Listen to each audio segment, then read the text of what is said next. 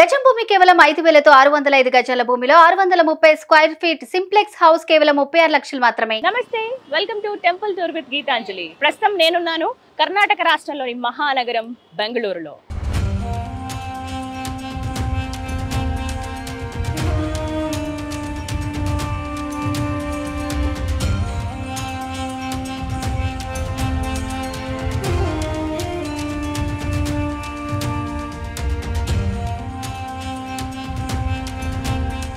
బెంగళూరు అనగానే ఐటీ పరిశ్రమకు care of address అని చెప్తారు. కానీ అదే బెంగళూరు ఎన్నో దివ్యమైన ఆలయాలకు కూడా ప్రసిద్ధి. అందులో భాగంగా నేను ఇవాళ బెంగళూరులో ఉన్నటువంటి బసవన్ గుడి ప్రాంతానికి వచ్చేసాను. ఇక్కడ ప్రఖ్యాత దేవాలయాలు ఉన్నాయి. అందులో ఒకటి దొడ్డ బసవన్న ఆలయం, దే బుల్ టెంపుల్ అని అంటూ ఉంటారు. చాలా మంది ఇక్కడ సందర్శకులు వస్తారు, ప్రత్యేకించి టూరిస్టులు ఎక్కువ వచ్చి దర్శనం చేసుకుంటూ ఉంటారు. ఇక్కడ ప్రధాన దైవం నందీశ్వరుడే, అదే ఇక్కడ స్పెషాలిటీ. ఇంకేమాత్రం ఆలస్యం చేయొద్దు, వెళ్ళి ఆలయ విశేషాలు తెలుసుకుంటూ ఒకసారి ఆ నందీశ్వరుని కూడా దర్శనం చేసుకుందామా? పదండి. ఇదే ఎంట్రన్స్. మనకి బసవన్ గుడిలో చాలా టెంపుల్స్ ఉంటాయి ఇక్కడ. ఇందులో ఒకటి మనకి ఫస్ట్ రావటమే దొడ్డ గణపతి ఆలయం కనిపిస్తుంది. ఆ పక్కనే జస్ట్ పక్కగా ఒకటే ప్రాంగణంలో ఉన్నట్టుగా ఉంటాయి రెండు ఆలయాలు కూడా. పక్కనే మనకి బుల్ టెంపుల్ కూడా కనిపిస్తుంది. ఇలా ఇదే మార్గం గుండా వెళ్ళొచ్చు. చూసారుగా, ఇదే ఎంట్రన్స్.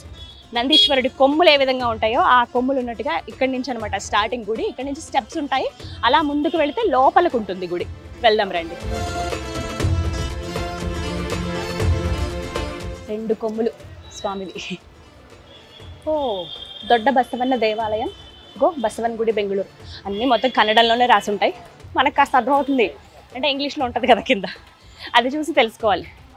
చూడడానికి అక్షరాలు కూడా కొంచెం తెలుగులాగానే ఉంటాయి కదా, అలా అర్థమైపోతుంది. ఇలా మనం స్టెప్స్ ఎక్కుతూ ఉంటే ఇక్కడ చూసారా, ఎంతోమంది వస్తూ ఉంటారు కదా, రద్దీగా ఉంటుంది. ప్రత్యేకించి ప్రతి త్రయోదశికి ఇక్కడ ప్రదోష పూజ అని చేస్తారు. అప్పుడు చాలామంది భక్తులు వస్తారు. సాటర్డే సండే అయితే అసలు విపరీతమైన జనం ఉంటారు. ఇంకో మధ్యలో ఇలా డివైడ్ చేశారనమాట, వచ్చే వాళ్ళకి వెళ్ళే వాళ్ళకి ఇబ్బంది కలగకుండా. ఇలా స్టెప్స్ ఎక్కుతూ ఉంటే మనకి ఎడం పక్కగా కొన్ని బొమ్మలు కనిపిస్తాయండి. అంటే ఏదో సందేశం ఇస్తున్న ఈ బొమ్మలు అని అనిపిస్తుంది. వీటి గురించి నేను ముందుగా బుల్ టెంపుల్కి వచ్చేటప్పుడే తెలుసుకున్నాను. అసలు ఏంటి అంటే, కామన్గా మనం చూస్తాం శివాలయాలు ఎన్నో ఉంటాయి. శివలింగం ముందు నందీశ్వరుడు సిద్ధంగా ఉంటాడు. స్వామివారి ఆజ్ఞ కోసం స్వామివారు ఏం చెప్తారా నాకు ఆ పని నేను చేయాలన్నట్టు సిద్ధంగా ఉంటారు నందీశ్వరుడు. కానీ ఇక్కడ శివుడి ప్రథమ భక్తుడు, అలాగే వాహనం అయినటువంటి నందీశ్వరుడే ప్రధాన దైవంగా ఉన్నారు. అందులోనూ ఇక్కడ విగ్రహాలు, ఇక్కడ బొమ్మలు అని చెప్పాను కదా, వీటికి ఈ ఆలయానికి ఒక స్టోరీ ఉందన్నమాట. ఇవన్నీ లింకప్ చేస్తే ఒక స్టోరీ ఉంది. ఇవన్నీ కూడా శనక్కాయలు అమ్ముతున్నటువంటి రైతులు, వీళ్ళందరూ కూడా కొనుక్కుంటున్నారు. వీళ్ళందరూ అక్కడ బండి మీద పెట్టి అమ్ముతున్నారు. ఫోన్పే నెంబర్ కూడా ఉంది అక్కడ. అలాగే గొర్రెలు కాచుకుంటున్నారు.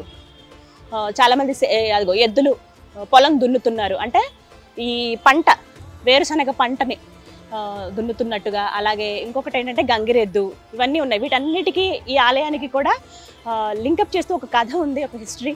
ఆ స్టోరీ ఏంటో చెప్తాను. ఈ ఆలయ చరిత్ర ఏంటంటే, ఇంతకు ముందు ఈ చుట్టుపక్కల కొన్ని ఊర్లు ఉండేవి. గుట్టహల్లి, మావల్లి, దాసరహల్లి అని. ఇక్కడ ప్రధానంగా వేరుశనగ పంటను పండించేవారు రైతులందరూ కూడా. ఈ పంటలు పండే క్రమంలో ప్రతి పౌర్ణమికి కూడా ఒక ఎద్దొచ్చి ఆ పంటలన్నీ కూడా తినేసేదండి, నాశనం చేసేది. పీకేసి పక్కన పడేయటము, కొన్ని తినటం, ఇలా చేసేది. రైతులు చాలా బాధపడతారు. ఎందుకుండదు బాధ? మనం అంత కష్టపడి పంట వేసి ఇంకా మన కాపుకొచ్చింది అని అనగానే అలా వచ్చి పాడు చేస్తుంటే చాలా బాధపడేవాళ్ళు. అలా తరచుగా జరుగుతూ ఉండేది. ఒకసారి అయ్యో అనుకునే వాళ్ళు, వస్తేనేమో ఎక్కడ మీద పడుతుంది, ఎక్కడ వెంట పడుతుంది అని చెప్పి అలాగే అటు నుంచి అటు వెళ్ళిపోయేవాళ్ళు. ఎవరు అంత సాహసం చేసేవాళ్ళు కాదు. అలాగా ఒక్కొక్కసారి 2 ఎద్దులు 3 ఎద్దులు అలా వచ్చి పంటనంతా నాశనం చేసి, అది కూడా ప్రతి పౌర్ణమికే వచ్చేదట. అప్పుడు అంతా రైతులందరూ కూడా, ఊరు వాళ్ళందరూ కూడా ఒక నిర్ణయం తీసుకునేది, ఇలా కాదు, మన వైపు ఏమైనా తప్పు ఉందేమో, మనం వేడుకుందామని చెప్పి అందరూ దండం పెట్టడం స్టార్ట్ చేశారు. ప్లీజ్ మా పంటల్ని ఏం చేయొద్దని చెప్పి, మమ్మల్ని రక్షించు, ఇవే మా జీవనాధారం, అవి బాగుంటేనే కదా మా కుటుంబం అంతా బాగుంటుంది, సంవత్సరం అంతా మేము తినేది ఆ వచ్చిన డబ్బులతోనే, నాశనం చేయొద్దని వేడుకునేవాళ్ళంట. ఏదైతే మొదటి పంట మాకు వస్తుందో అది మీకు సమర్పిస్తాము, ఖచ్చితంగా అది మీకు ఇస్తాము, దయచేసి మా పంటల్ని పాడు చేయొద్దు అని చాలా దీనంగా ఆ రైతు కుటుంబాలందరూ, ఆ ప్రజలందరూ కూడా వేడుకున్నారట. ఇలా జరుగుతున్న క్రమంలో కొన్ని రోజులకి అలా ఎద్దు రావడం మానేసింది. ఇంకా కొద్ది రోజులకి పొలాల మధ్యలో ఒక నంది విగ్రహం కనిపించిందట. అందరూ ఆశ్చర్యపోయారు, ఈ విగ్రహం ఎక్కడిది, మనం ఇన్ని రోజులు లేదే మన పొలాల మధ్యలో అని చెప్పి. ఇంకేముంది, అది దైవ సంకల్పం అని భావించి ఆ విగ్రహానికి పూజలు చేయడం స్టార్ట్ చేశారు. ఏదైతే నంది విగ్రహం, ఇప్పుడు మనం చూస్తున్న విగ్రహం ఏదైతే ఉందో అదే ఆ నందికే పూజలు చేయడం స్టార్ట్ చేశారు. అలా చేస్తూ ఉండగా ఆ నంది అలా సైజ్ పెరుగుతూ వచ్చింది. ముందు చాలా చిన్నగా ఉండేది, కానీ ఇప్పుడు 15 అడుగుల ఎత్తు, 20 అడుగుల వెడల్పు, అంత పెద్దగా అయిపోయింది. ఇక వాళ్ళకి భయం వేసిందంటే, ఏంటి ఇంతగా పెరిగిపోతుంది, ఇలా పెరిగితే మనకు పూజలు చేయటం కష్టం, అసలు అసలు సరిపోతుందా ఈ భూమి అన్నంతగా. ఎప్పుడు ఇది 500 సంవత్సరాల క్రితం జరిగింది ఇది. అయితే అప్పుడు ఏం చేశారంటే, ఇలా కాదని చెప్పి తలపైన ఒక మేకుతో కొట్టారట. ఎప్పుడైతే ఆ మేకుతో కొట్టారో అప్పటి నుంచి పెరగడం అనేది ఆగిపోయింది. దానికి నిదర్శనంగా మనం ఇప్పుడు చూడొచ్చు, పైన నామాలు ఉంటాయి. అంటే అభిషేకం చేయడానికి వీలుగా మెట్లు కూడా ఏర్పాటు చేశారు కదా, ఆ మెట్ల దగ్గర నుంచి చూస్తే మనకు అర్థమవుతుంది. పైన కవర్ చేయడానికి ఆ మేకు కనిపించకుండా మొత్తం నామాలు ఇలా పెట్టారనమాట, శివయ్య నామాలు. సో ఇది కథ. అప్పటి నుంచి కూడా వేరుశనగ పంట ఎప్పుడైతే ఫస్ట్ వాళ్ళు కోస్తారో, ఆ పంటను తీసుకొస్తారో, ఆ మొదటి పంటని ఖచ్చితంగా ఆ నందీశ్వరుడికి సమర్పిస్తారు. ఇది 100 సంవత్సరాలుగా ఈ బుల్ టెంపుల్ దగ్గర వస్తున్నటువంటి ఆనవాయితీ. అందుకే మనకి ఎక్కడ చూసినా సరే గుడి బయట చాలా దగ్గర ఒక వీధంతా మనకి శనక్కాయలు అమ్మే రైతులే కనిపిస్తారు. శనక్కాయలు అమ్ముకునే వాళ్ళు బండ్ల మీద ఎక్కువగా పెడతారు. అయితే తెలుగులో మనం అంటున్నాం శనక్కాయలు వాటితోటి శనక్కాయ పంట అని చెప్పి. కన్నడంలో కడలికాయ అని అంటారు. కడలికాయ పరిష అని చెప్పి ఒక ఉత్సవం జరుగుతోంది ప్రత్యేకంగా. అసలు ఆ రోజు అయితే చాలా ఘనంగా ఉంటుంది. ఆ ఉత్సవాలు జరుగుతున్నంత కాలం కూడా వాళ్ళే ముచ్చటగా అనిపిస్తుంది. ఇంతమంది వచ్చారేంటా అని అనుకుంటాం. ఎంతోమంది రైతులు వారి మొదటి పంటను తీసుకొచ్చి స్వామివారికి సమర్పిస్తారు. ఇప్పుడు చాలా ఘనంగా ఇసుక వేస్తే రాలనంతమంది భక్తులు ఇక్కడికి వస్తారండి. ఎంతోమంది రైతులు ఇక్కడ పంటను సమర్పిస్తారు. అలాగే బయట వాళ్ళు అమ్ముతూ ఉంటారనమాట. చక్కగా మనం తినొచ్చు. ఉడకబెట్టినవి, పచ్చివి, ఇలా రకరకాలవి బయట ఇక్కడ మనకి చాలా దొరుకుతాయి. కావాలంటే తీసుకుని వెళ్తూ ఉంటారు కూడా చాలామంది. ఇదన్నమాట బసవన్న ఆలయ చరిత్ర. కానీ ఆ తర్వాత ఇలా విడిగా ఉంది, ఒక నిర్మాణం చేస్తే బాగుంటుంది, అందరూ వచ్చి పూజలు చేసుకోవడానికి వీలుగా ఉంటుందనే ఉద్దేశంతో కెంపెగౌడ గారు ఈ ఆలయాన్ని 1537వ సంవత్సరంలో నిర్మించారనమాట. అప్పటి నుంచి పూజలు కంటిన్యూగా జరుగుతూనే ఉన్నాయి. ఇదన్నమాట కథ.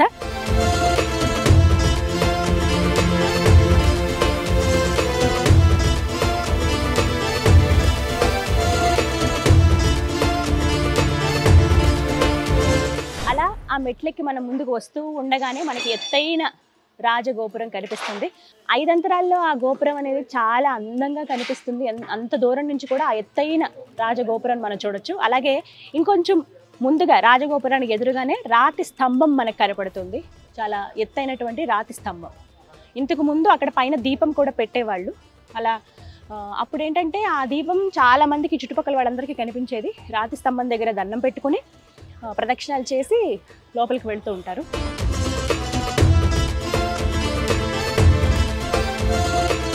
ఇక అలా రాతి స్తంభానికి నమస్కరించుకుని మనం రాజగోపురం దాటుకుని, ఎంత పెద్ద ద్వారాలో చూడండి.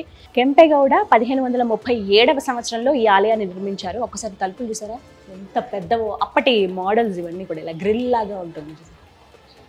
తాళాలు ఎంత పెద్దదో, చాలా పెద్ద, దగ్గర 30 అడుగులు ఉంటుందేమో, ఈజీగా ఉంటుంది, ఒక 30 ఫీట్. అంత పెద్ద తలుపులు మనకు కనిపిస్తాయి. అటు ఇటుగా కూడా కొంత స్థలం ఉంటుంది. ఎక్కడానికి కూడా మెట్లు, ఇవన్నీ అప్పటి నిర్మాణాలే. 1537వ సంవత్సరంలో కెంపెగౌడ గారు ఈ ఆలయాన్ని నిర్మించారు. దీనికి ఆనుకునే ఉన్నటువంటి దొడ్డ గణపతి ఆలయం కూడా కెంపెగౌడ గారు నిర్మించారు. ఇవన్నీ కూడా వెంటనే నిర్మాణాలు జరిగాయి అన్నమాట.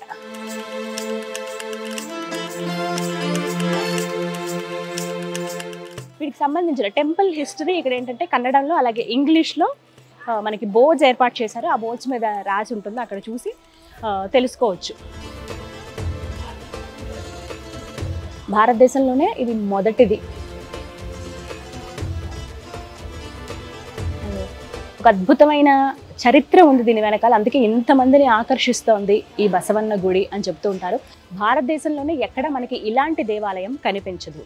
ఎందుకు అనంటే మామూలుగా ఆ శివుడికి ఆలయాలు ఉంటాయి, వాహనాలు ఏవైతే దేవుళ్ళు ఉంటారో వారి వాహనాలకి పూజలు చేయటం కానీ ఇవన్నీ సాధారణంగా మనం చూస్తాం. కానీ ఆ వాహనాలకే ఒక దేవాలయం ఉండడం అనేది భారతదేశంలోనే మొట్టమొదటిసారి అని చెప్పుకోవాలి. ప్రపంచంలోనే మొదటిదని చెప్పినా అది అతిశయోక్తి కాదు. అదే ఈ ప్రఖ్యాత very famous big bull temple in Karnataka, Bengaluru. లోపలికి రాగానే ఫస్ట్ మనకు ఆ బసవన్న దర్శనం అయిపోతుంది. కానీ మనం ఒక ప్రదక్షిణ చేసి వద్దాము. ఇంతటి మహద్భాగ్యం ఇది నిజంగా. ఇలాంటి ప్రాంతాలకి రావాలంటే అదో పూర్వజన్మ సుకృతం, అదృష్టం ఉండాలండి. ఎందుకంటే ఎన్నో ప్లేసెస్ మనం చూస్తాం, వేటికవే చాలా ప్రత్యేకం. ఏమో అసలు ఎప్పుడు అనుకోలేదు నేను ఇలా చూడటం కూడా, అంటే తెలుసుకోవడం కూడా ఈ మధ్య ఎప్పుడో చూశాను ఒక వీడియోలో ఇలా ఉంటుంది, చాలా ఫేమస్ టెంపుల్ అది, ఎంతోమంది వస్తూ ఉంటారు వెళ్తూ ఉంటారని చెప్పి దర్శనం చేసుకుంటారని. సో నాకు అనిపించింది, వీడియో చూసినప్పుడు అనిపించింది వెళ్ళాలని. ఆయన ఇష్టం అంతా దర్శనం కల్పించాలని అనుకున్నారు, ఇలా తీసుకొచ్చారు మమ్మల్ని. ఇప్పుడు ఇదంతా కూడా ఆలయం ఎంత పెద్దదో చూడండి. నమః శివాయ, ఓం నమః శివాయ.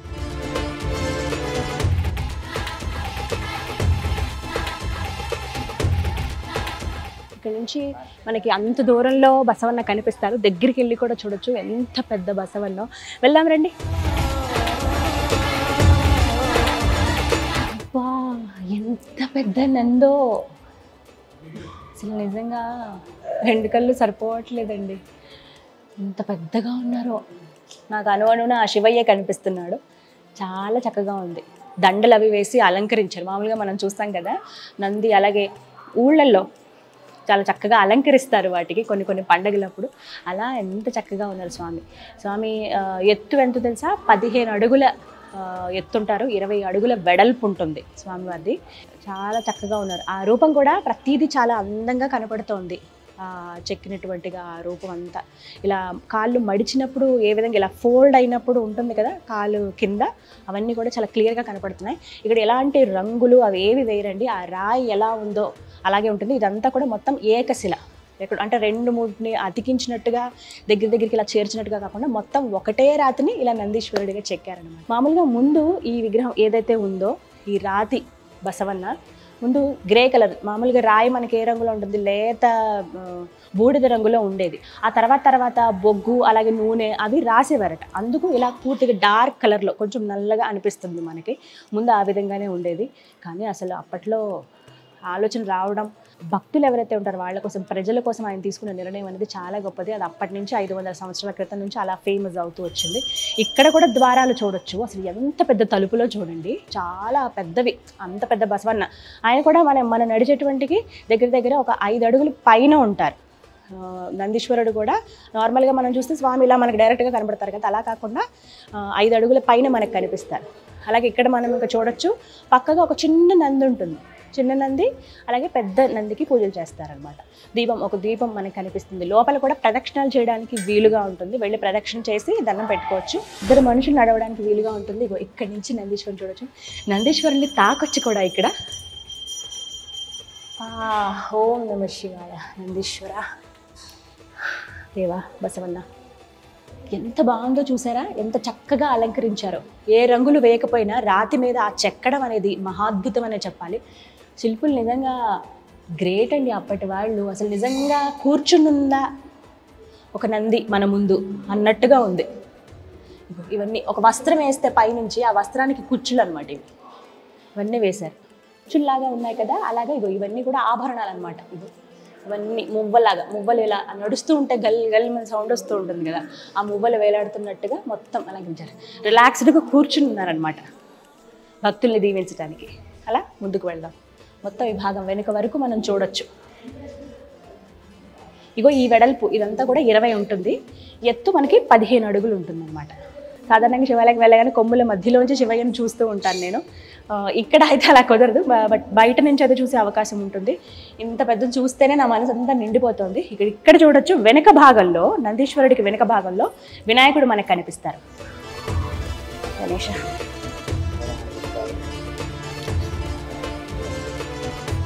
గణేష అలాగే నందీశ్వరుడికి వెనుక మనం చూడొచ్చు. నందీశ్వరుడికి కరెక్ట్గా వెనుక భాగంలో ఇక్కడ మనకి శివయ్య దర్శనం. ఆయన లేని చోటు ఉంటుందా? పూజలు అందుకుంటున్న ప్రధాన దైవం నందీశ్వరుడైనప్పటికీ ఆ నందీశ్వరుడి మనసులో మొత్తం నిండి ఉన్నది ఆ శివయ్యే కదా. రుద్రాక్షలు వేసుకుని స్వామివారు అలా కూర్చుని చూస్తూ ఉన్నారు కదా వచ్చిన వాళ్ళందరినీ. నిజంగా స్వామివారు ప్రశాంతంగా ధ్యానంలో ఉన్నారు అని అనిపిస్తుంది చూస్తుంటే. అభిషేకాలు అవి జరుగుతాయి. అలాగే ప్రదోష పూజలు అన్నాను కదా, ఖచ్చితంగా ఎంతోమంది భక్తులు వస్తూ ఉంటారు, మిస్ అవ్వకుండా వస్తారు. జాతకాలు ఏమైనా దోషాలు ఉన్నాయి ఇవన్నీ కూడా ఇక్కడికి వచ్చి వాళ్ళు పూజలు అవి కూడా చేసుకుంటూ ఉంటారు. చాలా చాలా బాగుంది, దివ్యమైన ఆలయం ఇది. నమస్కారం. నందీశ్వరుడి దర్శనం అయింది, అలాగే శివయ్య దర్శనం కూడా అయిపోయింది. బుజ్జి గణపతిని కూడా దర్శనం చేసుకున్నాం కదా, నిజంగా ఇది భాగ్యమే.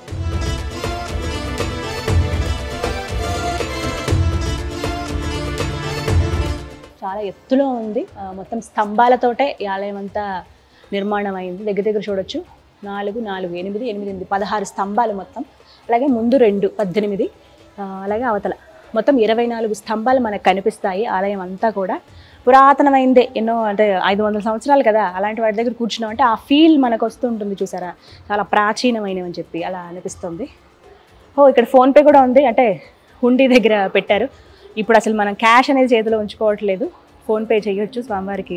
ఇది డైరెక్ట్ దేవస్థానం వాళ్ళకి వెళ్ళిపోతుంది అనమాట, వాళ్ళది డీటెయిల్స్ అన్నీ కూడా అక్కడ ఉన్నాయి. సో మనం కూడా స్వామివారికి దక్షిణ వేద్దాం.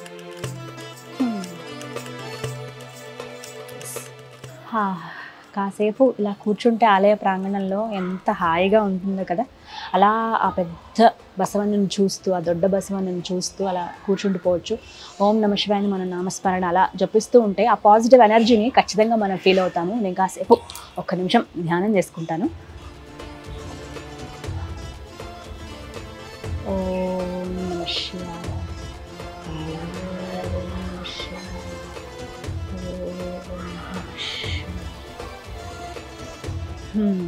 కళ్ళు తెరవగానే ఆ పెద్ద రూపం చూస్తుంటే ఎంత హాయిగా అనిపిస్తుందో. అక్కడ మొత్తం శివుడే ఉన్నట్టుగా ఉంది.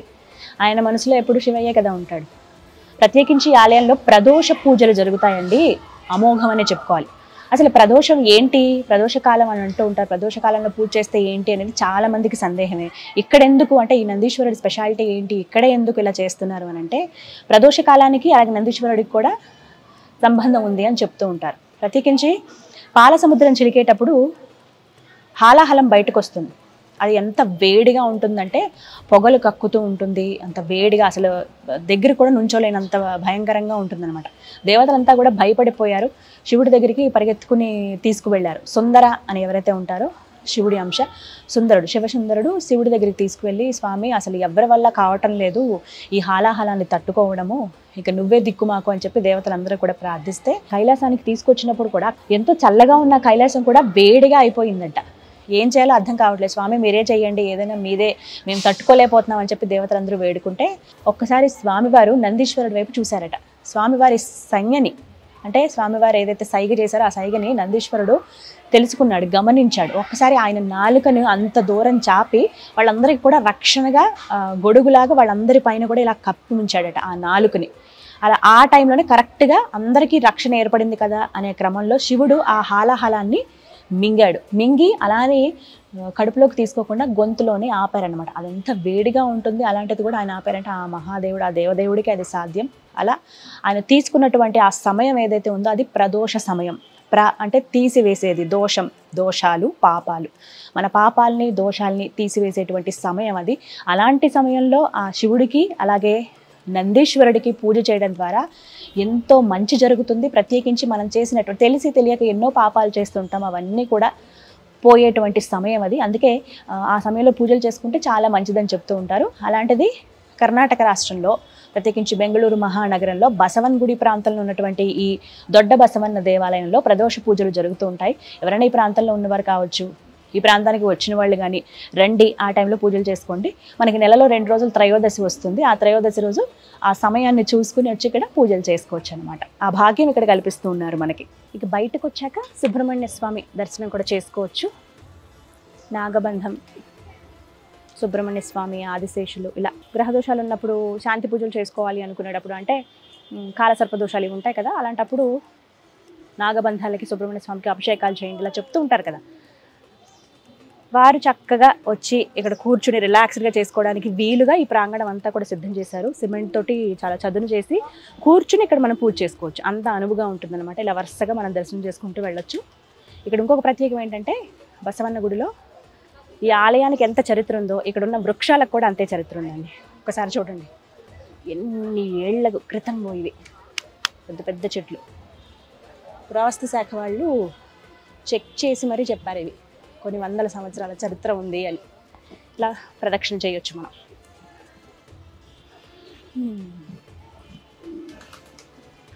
ఇక్కడ కూడా సుబ్రహ్మణ్య స్వామి.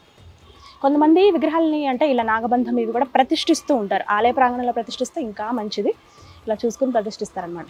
ఇక్కడ ప్రదోష పూజ ఎంత ఘనంగా జరుగుతుందో మిగతా రోజుల్లో చాలా అందంగా నందీశ్వరుని అలంకరిస్తారు కూడా. అలంకరించి మనం గణపతిని దర్శనం చేసుకోవచ్చు, శివయ్యని, అలాగే పెద్ద నందీశ్వరుని కూడా దర్శనం చేసుకోవచ్చు. లోపల దర్శనం అయిపోయాక బయటకు వచ్చి ఇలా ఒక ప్రదక్షిణ చేసి 100 సంవత్సరాల చరిత్ర కలిగినటువంటి ఈ దైవ వృక్షాలను కూడా దర్శనం చేసుకుని దండం పెట్టుకోవచ్చు. నిజంగా చాలా హాయిగా ప్రశాంతంగా అనిపిస్తుంది నాకు. బెంగళూరులో చూడాల్సిన ప్రదేశాలు, మీకు చూపించాల్సిన దివ్య ఆలయాలు, టెంపుల్ టూర్ విత్ గీతాంజలిలో మీకు చూపిస్తూ నేను ఎన్నో ఆలయాలు సందర్శిస్తూ ఉన్నాను. అన్నీ దేనికవే స్పెషల్. అలాగే ఆలయాల్లో టెంపుల్స్ దగ్గరికి వచ్చినప్పుడు, అలాగే జాతరలు అవి జరిగినప్పుడు చిన్న చిన్న బొమ్మలు అవి అమ్ముతుంటారు. ఆ దైవానికి సంబంధించినవి రకరకాల విగ్రహాలు అవి అమ్ముతారు కదా. ఇక్కడ కూడా ఒక సైడ్లో మనకి షాప్స్, చిన్న చిన్న స్టాల్స్ కనబడతాయి. మనం అక్కడికి వెళ్ళి చూసి గుర్తుగా ఏదన్నా కొనుక్కునే ప్రయత్నం చేద్దాం. పదండి. ఇదో ఇక్కడే ఒక పక్కగా మనకు అన్ని షాపులు కనిపిస్తాయి, చిన్న చిన్నవి చూసుకోవచ్చు. భలే ఉంది ఇది. ఎంతమ్మా ఇది? 500 రూపీసా? బాగుంది. ఓకే, జస్ట్ హ్యాంగింగ్స్ ఇవి. ఇంట్లో ఇలా చప్పుడు వస్తూ ఉంటే భలే ఉంటుంది కదా. ఇవన్నీ కూడా పంచలోహ విగ్రహాలే. మనకి ప్రధాన దైవం నందీశ్వరుడు కదా, నంది విగ్రహాలే చాలా కనిపిస్తాయి. భలే బుజ్జిగా ఉన్నాయి. ఒకసారి చూస్తాం. ఇంత సైజు పెద్ద, చాలా. ఇందులో కూడా సైజెస్ ఉన్నాయి, రాతిలో ఉన్నాయి. అలాగే చూడు, ఇలా భలే ఉంది కదా, నైస్. చూసారుగా 1537వ సంవత్సరంలో నిర్మించిన దొడ్డ బసవన్న ఆలయ విశేషాల్ని. ఇది ఇవాల్టి టెంపుల్ టూర్ విత్ గీతాంజలి. మరో దివ్య ఆలయ సందర్శనంతో మళ్ళీ కలుద్దాం. అంతవరకు సెలవు. నమస్కారం.